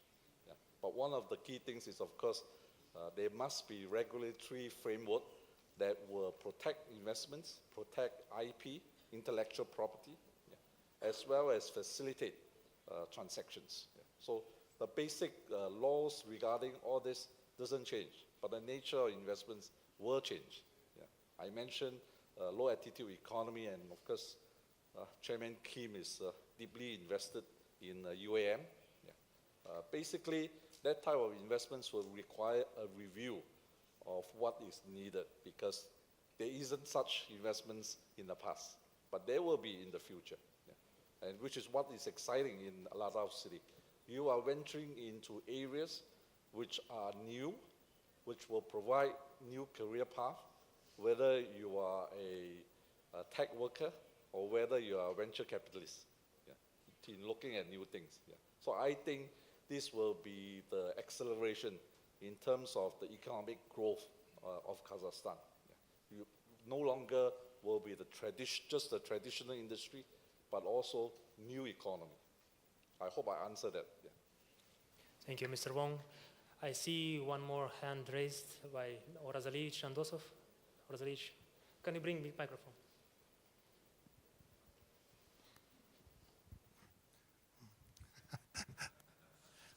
As always, thank you very much for having opportunity to come to the session. My name is Uraz Jandosov, and our joint venture is the largest renewable energy producer in Kazakhstan. Thank you mostly to Deputy Prime Minister Bozombayev, who introduced the competitive market in 2018. I what just said. Deputy President, sorry, the Deputy Prime Minister. Sorry. And Vyacheslav Kim gave very good idea. We want to be renewable energy partner of Alata City, because probably all energy should be renewable energy for new city. And basically on the border of the city we have 50 megawatt solar plant. You may see it on the road. Yeah, we talk. But my question is a little bit tricky. I don't know because if we want now to invest, whom we should approach exactly? Deputy Prime Minister, city Oblast Hakim, city Hakim, or my old friend Yuri Tskhai, whom we should invest for land? Because all investment starts from land. I mean, just simple question. Razalievich. No, first of all, I can recommend to our colleagues our project institute, which create new technological schemes, electricity, heating pipeline, water supply, you need more conversation. Renewable, absolutely right decision. Okay, just a few minutes ago, I will call because my phone outside, I think. It's a simple question. Second answer. Now, region, Akimov region, oblast. Next year, after change status of Alatau city, maybe mayor of Alatau city, I think, like this. But if you want some partners, business partners, you can be part of Caspian Group Empire. If you want to do separately, okay.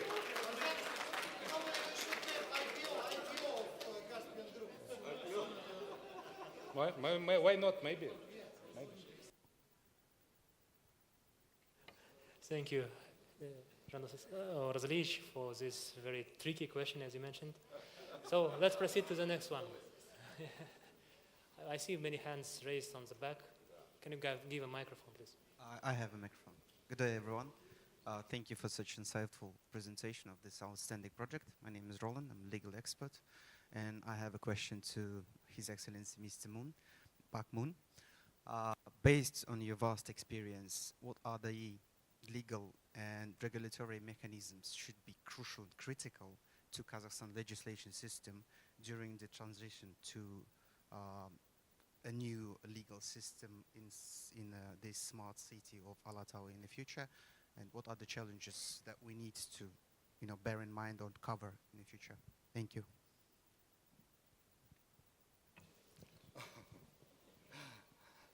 Thank you. Before I provide my answer, I need to clarify that I'm belonging to accounting firm, not law firm. So, anyway, yeah, what I got kind of a lesson from recent growth of Korea compared to other manufacturing industries, China. Many a case, Korea officials, when it's a director level or deputy minister level, they hear and they provide policy, manufacturing policy or innovation policy, digital policy, just in a limit that they can understand. So it's quite a problem. So I think recent impact from China, like electric vehicle invasion, global market, and DeepSeek, AI based upon the large language model, LLM invasion onto the other global market. That gives Korea, hopefully, good kind of risk sensing. So we need to let entrepreneurs to behave, as much as they can. If they want some business model, we need to let them have it. Korea thinks like that, and we are quite regrettable not doing that for last decade and before the time. So I think we need to let the energy of private sector people grow up as much as they can. Then coming back to Alatau, what kind of legal structure should be there? I think Kazakhstan and Alatau city should design your own. What I can retrieve from the other good case and bad case from China, Korea, Vietnam, Indonesia, we need to design not only the physically visible area, which lawyers are doing very well based upon the past experience and precedents, something like that. We need to see invisible area we need to design that much. Just one good example will be behavioral science. Behavioral science is the what's it, basic fundamental of economics and psychology, marketing, and consumer behavior. So many city or industry, private sector economic players' behaviors are based upon those behavioral science and experience. That's governments are doing. So we need to design that area, even though it's invisible, we need to see what's going on. We need to monitor, oh, it's soundly growing or not. So this is very good time for Kazakh people to design visible hardware building cities and invisible entrepreneurship and interoperability, reusability of your assets, digital and hardware analogs. So it's your good time to design in integrated way. Yeah. Thank you. Thank you very much, Mr. Park. And I want to encourage you to ask a question from Stefan Barral. So raise your hand if you have a question for Mr. Barral, please. Yeah, I see.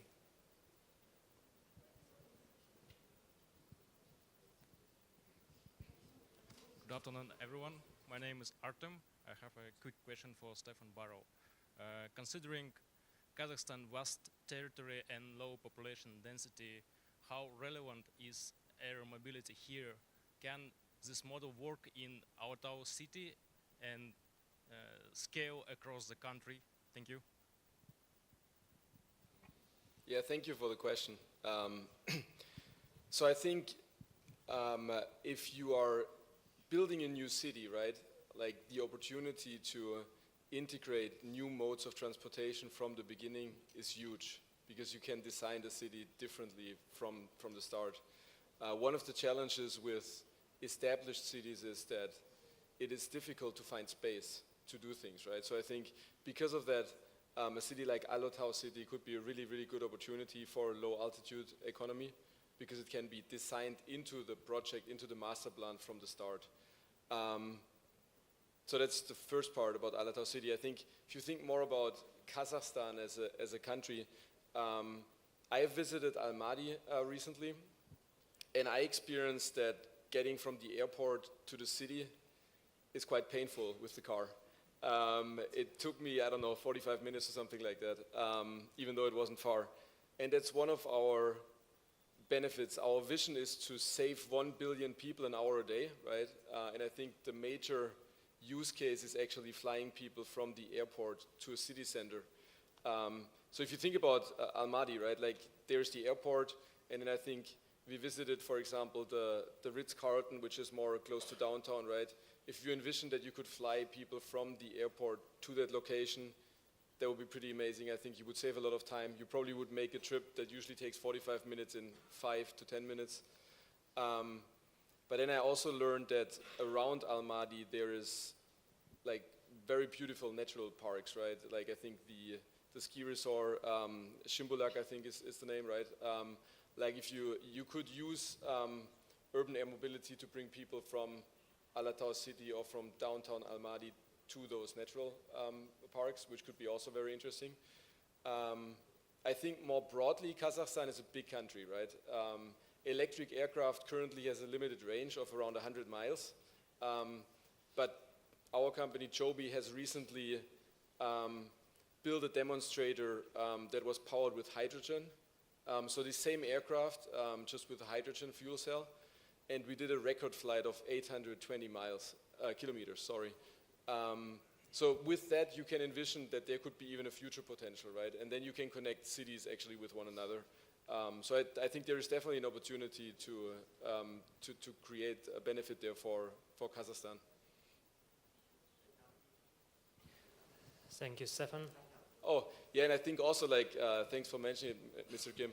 I think also when it comes to attracting companies from the aviation space to Kazakhstan, right? I think in many of of the aircraft components, there is like natural resources like titanium, for example, right, and others. And I think there is a vast availability in Kazakhstan, right? So that could be another interesting piece for collaboration models in the future between aviation companies in Kazakhstan in general. Thank you. So we see that there is a potential not only for the consumption of these aircraft, but also for future manufacturing and assembling of this new type of aircraft. So, and for e-commerce, yes. There are many, many different use cases for passengers, for logistics, for cargo, even for firefighting. So we are approaching the end of the session, and I want to give an opportunity for one more question, because I'm very strict moderator. So please. Hello, hi. My name is Sapar. It's a very, very quick question. I represent International Center, Technology Center here in Astana. We're a subsidiary of Ministry of Ecology. And I have a question probably to Mr. Wang regarding the green technology that you're planning to use in Alatau city, for example, in construction building.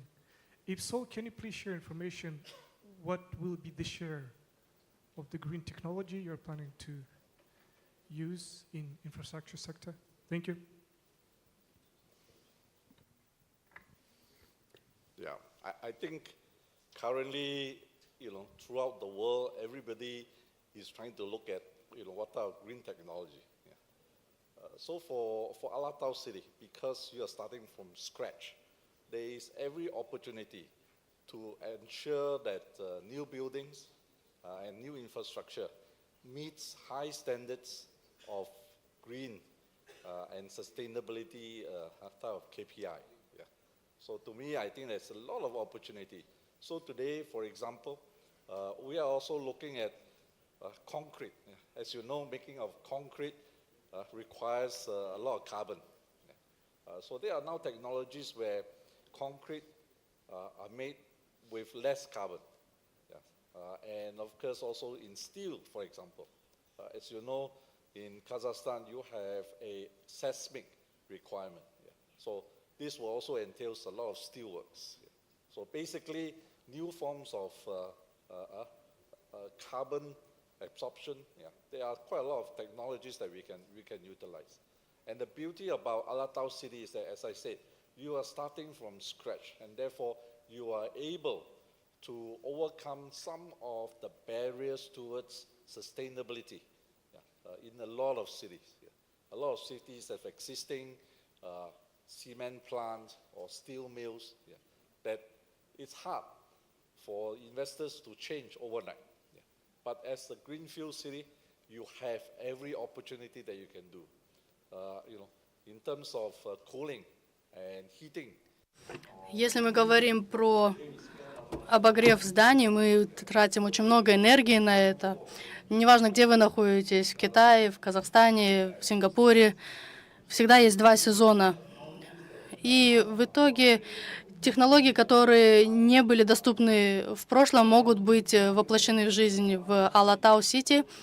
Я уверен, что Алатау будет следующим умным городом и будет городом, где много новых технологий, особенно устойчивые технологии, можно будет применять. Это замечательное время для новых инвестиций в город. Спасибо большое, господин Вонг. Now, as we conclude, I want to thank all our panelists and the participants of today's session. I'm very sure that today's dialogue has sparked many new ideas, and I see that there are many potential and already existing active collaborators in shaping the future of this new city. And we discussed today not only the city, but the future. And the future is not some distant vision. In Alatau, the future is now. Thank you everyone again for participating and attending this session.